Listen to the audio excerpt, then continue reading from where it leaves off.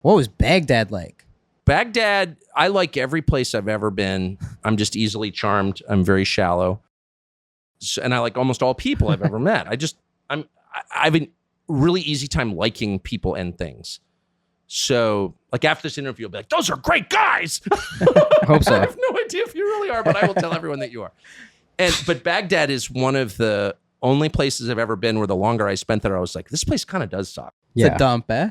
It's just a dump. Yeah, it's just a dump, and it's like it was the center of civilization. It was the seat of the biggest empire in the ancient world, and the Tigris and the Euphrates and all this stuff. And you go there and you're like, something went really wrong. Mm-hmm. Every man, when I was there, smoked Marlboros and had a porn star mustache. Every single man. It was like a uniform. It was crazy. They all had the little porn star stash.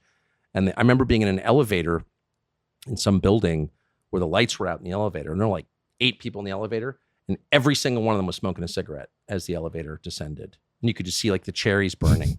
Oh my God. Did anything sketchy happen there while you were there? Oh, yeah.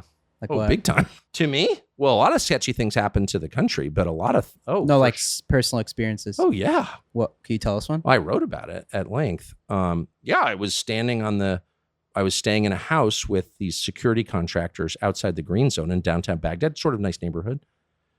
And I was having a cigarette and operating a satellite phone. I don't even know if they still exist, but you had to use them outside so they could point at the sky to the satellite. It's kind of primitive technology, but this was 2003. And I called my wife in Washington, and we had 4 kids.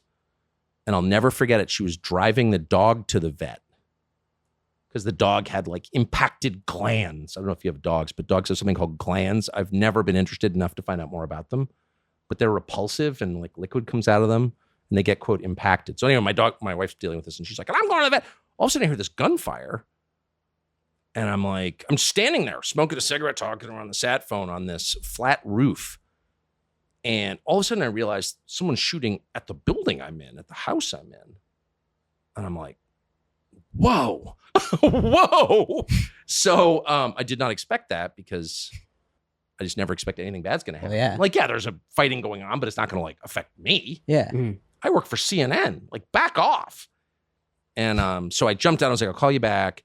And these people start shooting at our house. And the guys will start shooting back. It was insane. Holy shit. What'd you do? You just run into the house and hide, or?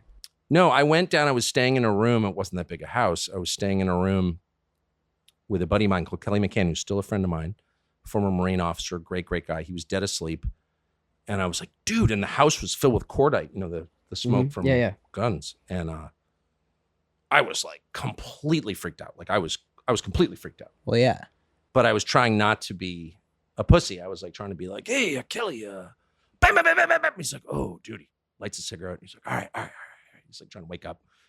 We put on our vests. We had guns. And did you fire or no? I didn't. And I was glad not. I actually hunt a lot. Yeah. And have had guns my whole life, but I have a lot of guns. But I have zero interest in shooting at somebody, and particularly if you can't see them. Yeah. It was dark. It was like midnight. Oh. So this like firefight ensues. Bam, bam, bam, people firing out the window. All of a sudden, they go away. Like half an hour later, one of the guys who I had dinner with last week here, which is so weird, such a wonderful person, called Bill Frost, who's now chapter president of the Oceanside Hells Angels in California. But at the time, he was a former Marine Force Recon enlisted guy. Anyway, he goes, they're coming inside the house. I'll never forget that. Oh! Anyway, it was, for me, it was very, very high drama. Very high drama. More drama than I want in my life. And but anyway, the bottom line is when it finally ended and they went away, and I mean, there must have been 1,000 7.62 by 39, the AK-47 round was pretty sporty round, right? I mean, it'll go a mile, it'll go through walls. There must have been 1,000 rounds expended in that time that this took place. And my buddy is like, if you fire an AK-47 at some crappy house, it'll go right through the wall and like kill someone in the living room. Just trying to picture like how you were actually in this situation. Like well, if you were like in this situation, I was there doing a story. I worked for CNN. That's fucking insane. And I took time off from my job hosting a show called Crossfire to do a story for Esquire magazine on what was happening in Iraq. And a guy I knew and really liked had been killed in Baghdad during the invasion in March. And I wanted to go see where he died. And I wanted to see what was happening. So I went to write this piece, write a magazine piece for Esquire, which was then a real magazine. And Now it's this kind of weird, self-hating. Yeah. I'm sorry, I'm a man.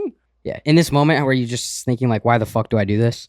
Well, I wasn't planning on doing anything really. I just I thought because the U.S. military had invaded in March and secured the country. That was the mind blower for me. And that changed my view of the world forever from then until 20 years later, this day. The U.S. government's like, we have it under control. And I'm an American and I'm like 34 at the time. I've lived in this country my whole life. And I'm like, the U.S. government's in charge. Like, they're in control. The U.S. military's there. Like, it's cool. You know, it's going to be like downtown Annapolis, Maryland at this point. Mhm. The U.S. military's there, dude. Yeah. I'm glad you weren't with any Canadians. I never saw any Canadians there. In the house, that probably would have been bad, though. They probably would have left quick. Yeah. I don't know. Actually, no bullshit. My impression is, I remember this at the time, Canadians are pretty tough. Yeah. They had... Okay, you're don't switching up disrespect right the now. Canadian You're military, switching though. up That's right now. kinda fucked up. No. You're but completely switching up. I'm just No. letting you know. I'm just saying, like, I think there are men in Canada. I think they're in hiding.